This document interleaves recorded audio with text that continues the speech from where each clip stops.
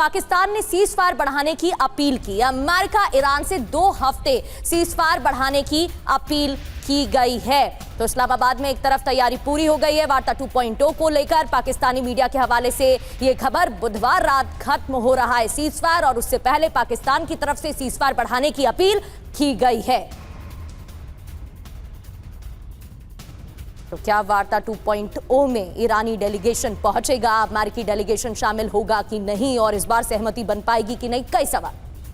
जी हां, और Iran America वार्ता की तैयारियों में पाकिस्तान जुटा हुआ है। पाकिस्तान के डिप्टी पीएम इशाक अहमद डार ने ईरानी विदेश मंत्री अब्बास अराक्ची से फोन पर भी बात की है। गृह मंत्री मोहसिन नकवी ने इस्लामाबाद में ईरानी दूतावास में ईरानी राजदूत से भी मुलाकात की है। 13 अमेरिकी विमान नूर खान एयरबेस पर उतरे हैं। अमेरिकी विमानों में गाड़ियां और अन्य तरह के साजो सामान मौजूद हैं, यानी पाकिस्तान में तैयारियां पूरी हैं और पाकिस्तान की जो पॉलिटिकल लीडरशिप है उसकी तरफ से हर मुमकिन कोशिश की जा रही है कि यह वार्ता हो सके। तो खत्म होने वाला है सीज फायर और उससे पहले वार्ता में सहमति बन पाएगी कि नहीं, पाकिस्तान की तरफ से पूरी तैयारी कर ली गई है। फोन पर बातचीत भी हुई है। दरअसल शहबाज शरीफ और मसूद पजेश्कियन यानी कि ईरान के राष्ट्रपति की शहबाज शरीफ से बात हुई है।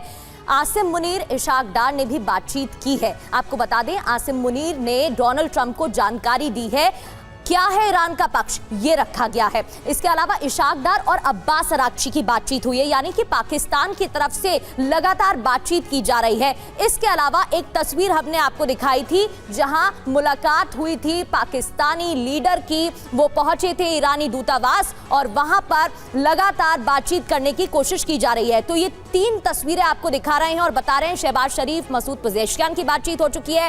क्या है ईरान का पक्ष, ये रखा गया डोनाल्ड ट्रंप के सामने। आसिम मुनीर की तरफ से वहीं इशाक डार और अब्बास अराक्ची की भी बात हुई है। और ये वो तस्वीर जिसका मैं जिक्र कर रही थी, मोहसिन नकवी की मुलाकात हुई है, ईरानी राजदूत से मुलाकात हुई, वो पहुंचे यहां पर और फोन कॉल पर भी बात हुई है। कुल मिलाकर यहां पर सवाल ये उठ रहे हैं कि अब ईरान का जो पक्ष है उसको अमेरिका मानेगा या नहीं मानेगा, क्योंकि अमेरिका की तरफ से तो साफ कहा गया है कि अमेरिका अपनी शर्तों पर अड़ा हुआ है। संजय मैस्टन सर, यहां पर इजराइल का रुख भी तो समझने की जरूरत है, क्योंकि इजराइल की तरफ से पहले वार्ता के दौरान भी कहा गया था कि लेबनान पर हमले जारी रहेंगे। लेबनान पर हमले हुए भी जब वार्ता सफल नहीं रही थे। और यह भी सच है कि इजराइल नहीं चाहता है कि सीज फायर हो और उसकी तरफ से हमले जारी रहने की बात लगातार कही गई है। तो इजराइल के पक्ष को यहां पर कैसे देखा जा सकता है, वो भी तब जब वार्ता 2.0 को लेकर बहुत कंफ्यूजन है।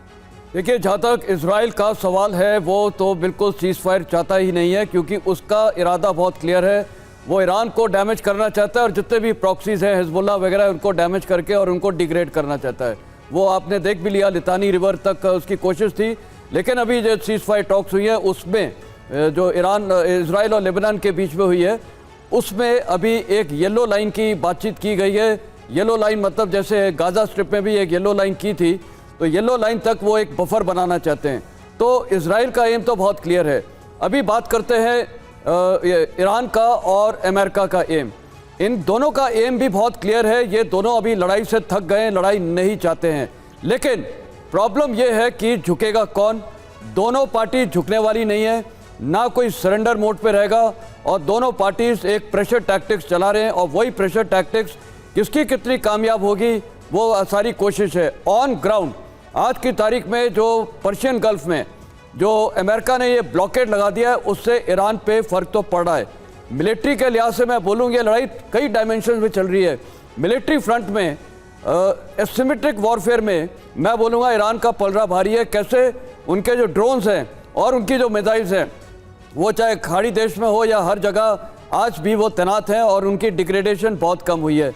मिलिट्री फ्रंट अगर प्योरली देखा जाए कन्वेंशनल में तो अमेरिकन का पलड़ा भारी है, क्योंकि उसने जितना भी वहाँ पर 13,000 सॉर्टीज़ की उसमें उनके अभी तक 2 एयरक्राफ्ट ही डाउन हुए हैं। तो उस लिहाज से वो फ्री रन है उनको फ्लाई करने का ईरानियन टेरिटरी में, और वो आपने देखा है। तो ये सब जाहिर करता है। अभी मैं इकोनॉमिक फ्रंट में बात करता हूँ जी। इकोनॉमिक फ्रंट में ये जो ब्लॉकेड कर दिया है ये पूरे विश्व को तो फर्क पड़ा है। अभी 2 ब्लॉकेड हैं, एक ईरान का और काउंटर ब्लॉकेड अमेरिका का। अमेरिका का जो ब्लॉकेड है वो ईरान को डायरेक्ट चोट पहुंचा रहा है, और जो अब दोनों का ब्लॉकेड हो गया वो पूरे विश्व को ब्लॉकेड पहुंचा रहा है। और तीसरा है पॉलिटिकल फ्रंट में। पॉलिटिकल फ्रंट में दोनों पार्टी झुकना नहीं चाह रही हैं और अमेरिका के आपको पता है मिड टर्म इलेक्शंस है नवंबर में, वो भी एक बड़ा अंडरस्टेटमेंट है। तो दोनों साइड अपने देश में बताना चाहती हैं कि वो वॉर में विन विन की नैरेटिव प्ले करेगी, लेकिन ऑन ग्राउंड वो विन विन मेरे को नहीं लग रहा है कि अभी तक होगा। और जहां तक आज की टॉक्स का सवाल है, लगता है अगर जेडी वांस निकलेंगे और ये देखिए इसको कौन मैनेज कर रहा है, वो आसिम मुनीर कर रहा है मैनेज, वो दोनों से बात कर रहा है, आईआरजीसी से भी और अमेरिकन प्रेसिडेंट से। तो पॉसिबिलिटी है, होप है कि ये मीटिंग होगी, दोनों साइड आएंगी, लेकिन आगे क्या होगा बड़ी कॉम्प्लेक्सिटी है। बिल्कुल सही बात है।